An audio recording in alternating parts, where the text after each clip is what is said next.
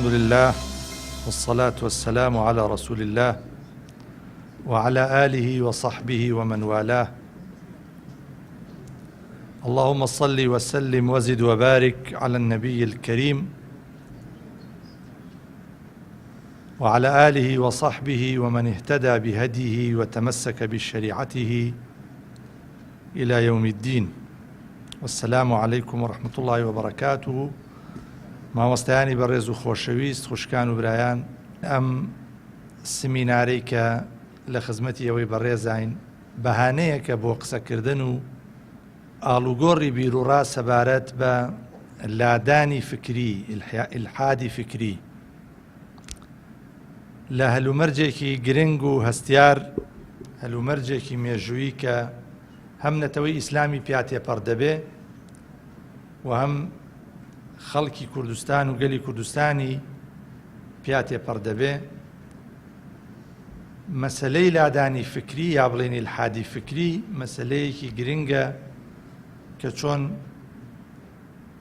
مامەڵەی لەگەڵ بکرێ، چۆن دەست و پەنجەی لەگەڵ نەرم بکرێ، چونکە زۆربەی کێشەکان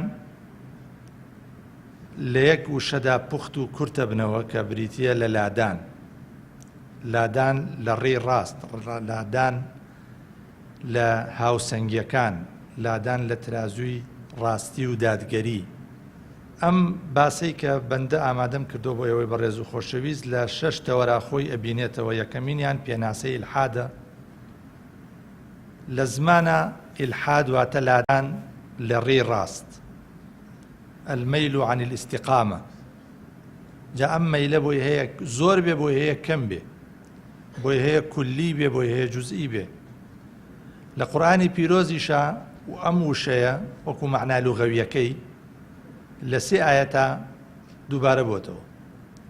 ئاەتێکیان لە سورەتی ئەعرافە کە خوای پەروەردگارە فەرمێ ولله الأسماء الحسنى فادعوه بها وذروا الذين يلحدون في أسمائه.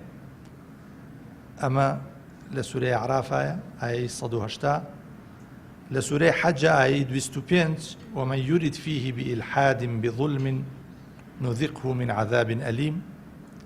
سێهەمینیان لە سورەی فصلت ئایەی 40 کە فەرمێ إن الذين يلحدون في آياتنا لا يخفون علينا.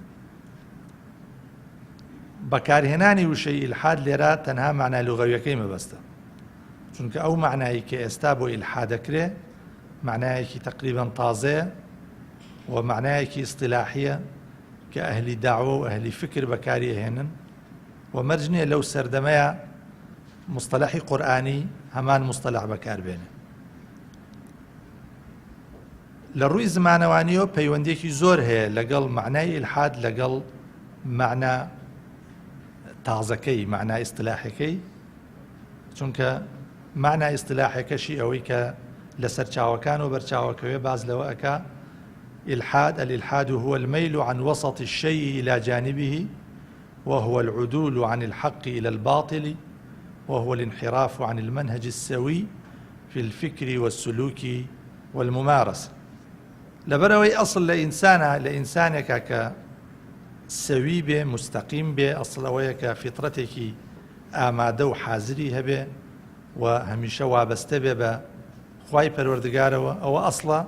بەڵام ئیلحادیش کە ئەبینین کەواتە وەکو حاڵەتێکی طارئ معالەجە ئەکرێ و لە هەندێک شوێنە ئەیانەوێ بڵێن ئیلحاد حاڵەتێکی طارئ نییە، کە ئەمە ڕەگ و ڕیشەی لە فەلسەفەی سۆفیستایەکانە ئەبینێتەوە کە لە دەرەوەی ئینسان ئێمە پێوەرێکمان نییە بۆ هەڵسەنگاندن، بەڵکو ئینسان خۆی ئەبێ بە پێوەەر. جا هەر کاتێ ئەو مەرکەزیەتە دەرا بە ئینسان کە خۆی پێوەەر بێ، تەسەورات و ئەفکاری ئینسان بۆ خۆی پێوەەر بێ، دیارە یەکەمین هەنگاوی ئیلحاد لێەوە دەست پێەکە. البحث في الإلحاد لا يتم إلا بالبحث عن التدين، فهما صنوان متلازمان ومتعاصران منذ القدم.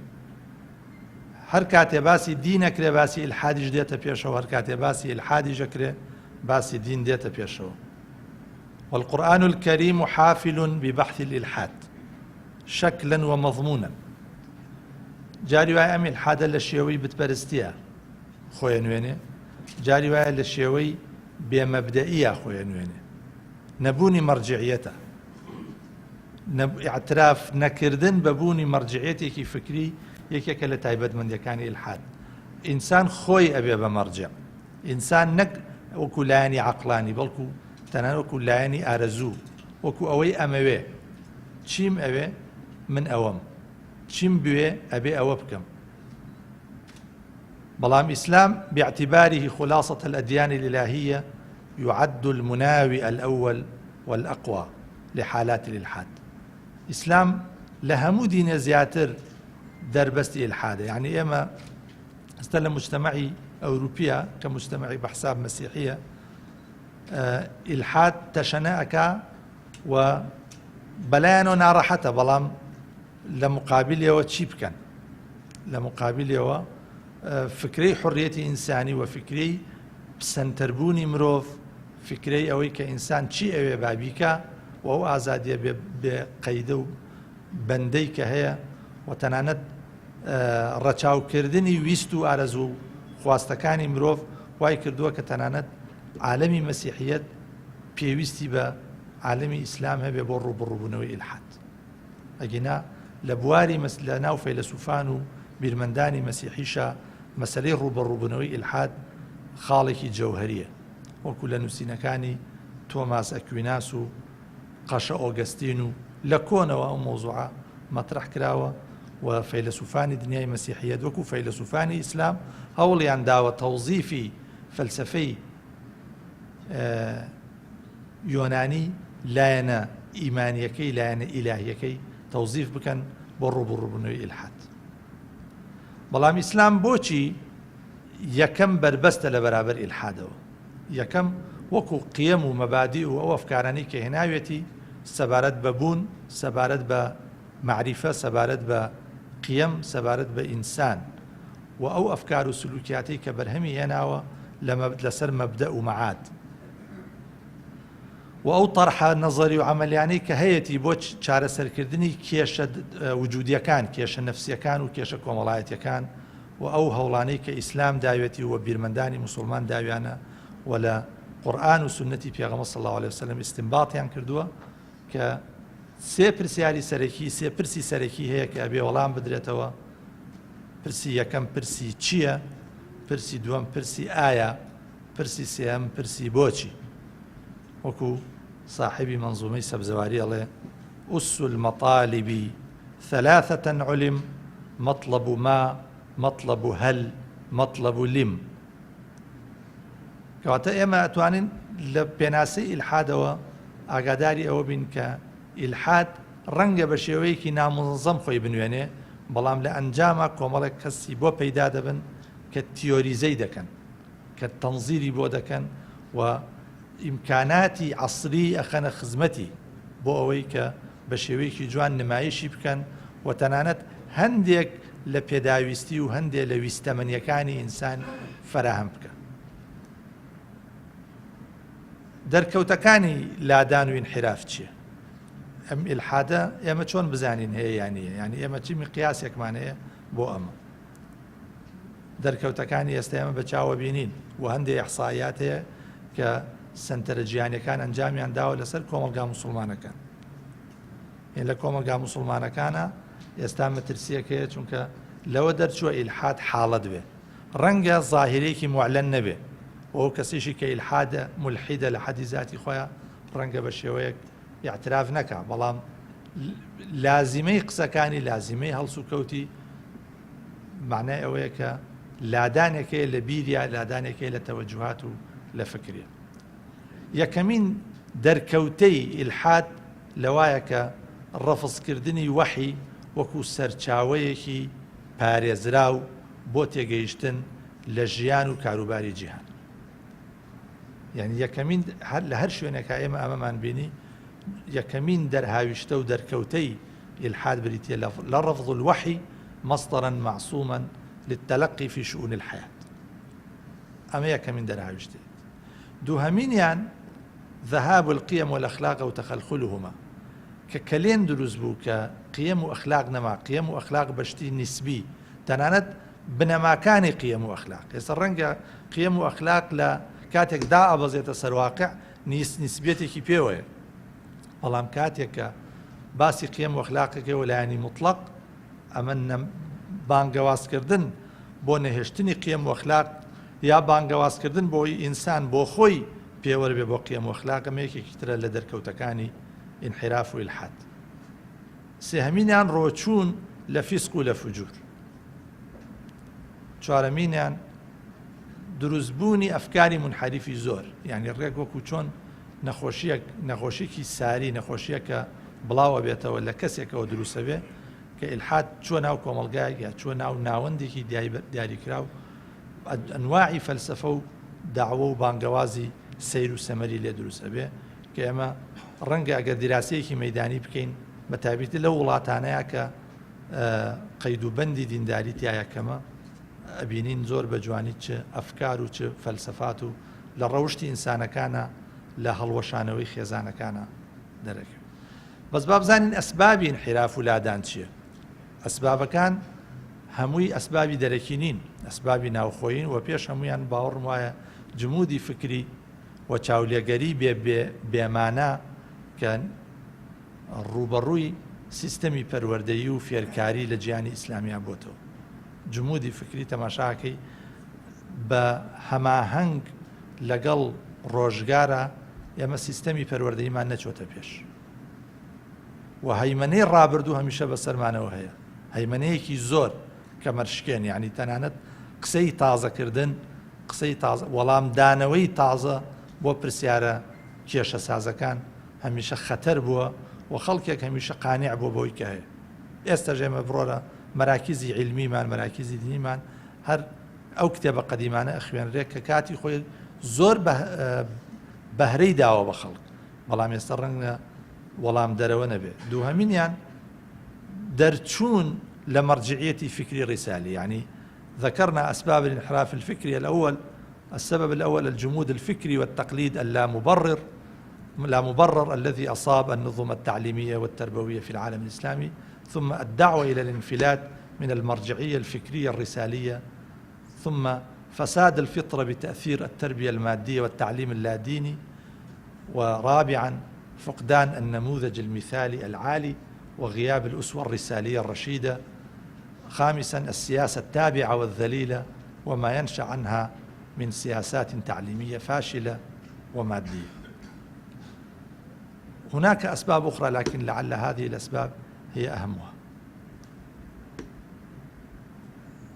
آثار انحراف فكري، آثار لادان پێش هەموو شتێک تەفرەقە دروستبوون، ناکۆکی و ناتەبایی لە چۆنێتی ڕوبەڕووبوونەوەی کێشەکان، لە چۆنێتی ڕوبەڕووبوونەوەی پرسیارەکان، لە چۆنێتی وەڵامدانەوە و نەبوونی پرۆژەی هاوبەش، نەبوونی پرۆژەی متەرەقی.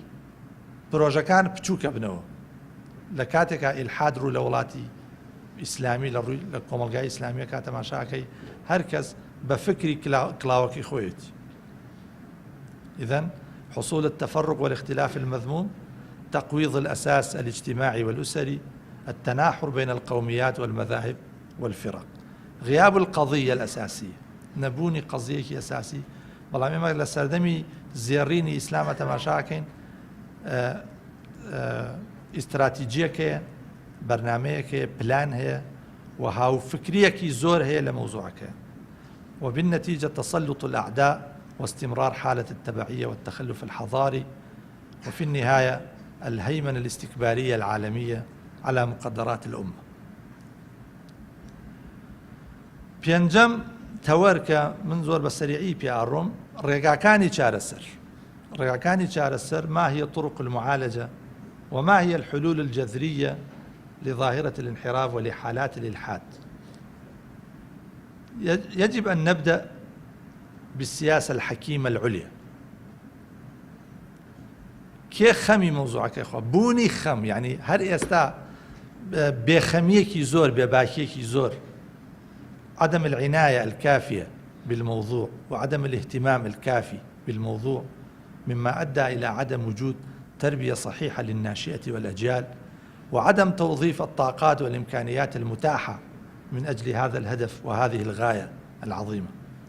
إعادة بناء المؤسسات العلمية والتربوية والدينية إلى جانب الإصلاح السياسي والفكري، تجديد الفكر الإسلامي بما يتناسب مع حاجات المجتمعات المسلمة. فكر إسلامي پێویستی بە تازەکردنەوەیە. ئێستا عالمی ئیسلامی خەریکی شتی سانەویە، خەریکی شتە لاوەکیەکانن، خەریکی ئەو مۆزوعانن کە عەقڵی ئیسلامیان کوشتووە. ئێمە خۆمان وازانین خەڵک تاریخمان ناخوێنێتەوە، وازانین تاریخەکەمان تاریخەکە پڕ لە شانازی، خەڵک بۆمانە خوێنێتەوە. یعنی عادەتەن جاری وایە کەسێک بۆ بێ بە مولحید پرسیارێکی هەیە ناوێرێ بیکە. یعنی تەماشاکەی قورئانی پیرۆز هەموو ڕەخنەکانی تۆمار کردووە، ڕۆخنەی حەد چێش و بۆ هاتە تایەتی. ئەوەی کە ئێستا ئەوترێ لەسەر دین و دینداری زۆر بە تەفسیل و زۆر بە ئەمانەتەوە لە قورئان ئاهەیە و وەڵامیش ێداتەوە. المنع من التكفير ومواجهة نظريات العنف والتطرف والإرهاب، ثم تقديم الأسوة والنموذج الإسلامي الراقي في كل مجالات المعرفة والتنمية السياسية والاقتصادية والاجتماعية، وتوحيد الجهود والكفاءات والطاقات وتفعيلها لبناء أمة واحدة تأمر بالمعروف وتنهى عن المنكر. أمر بمعروف نما، نهي لمنكر نما. چونکە ئەو کەسێ ئەمر بە معروفەکان نازانێت معروف چییە. أولا العلم بالمعروف مفقود ومعدوم، والمنكر أيضا كذلك. كواتا حتى الآن هناك فوضى في الفتوى والدعوة، فوضايكي زور هي لفتوى ولدعوة أمانية. كواتا تا أمن بيتو بكالتور أمر بمعروف ونهي عن المنكر نقوا أمر يستقل كيما زور خراب لأمر بمعروف ونهي عن المنكر حالبه بتوربون بخومان وسخو سور كدنوا. حتى نحن لم نستطع ولم نتمكن من توظيف المنابر، منابر الجمعة، بحيث نربي الأجيال والناشئة على فكر صحيح. زور علم حرام يا أستاذ، هناك مجموعة من العلوم محرمة في الحوزات والمعاهد الإسلامية. لحالك علماء إسلام هيان بو طبيب يجبو، فيلسوف يجبو، شاعر يجبو، ناقد يجبو. والله يسا تماشاكي يا من جاران دوانزا علم ما نهبو يسا بداخل نيمانا. من الذي يتولى هذا الأمر؟ العلماء العاملون والدعاة المخلصون والمفكرون الموهوبون والساسة المنتخبون، الساسة المنتخبون والكتاب والأدباء والصحفيون المصلحون والفنانون المبدعون.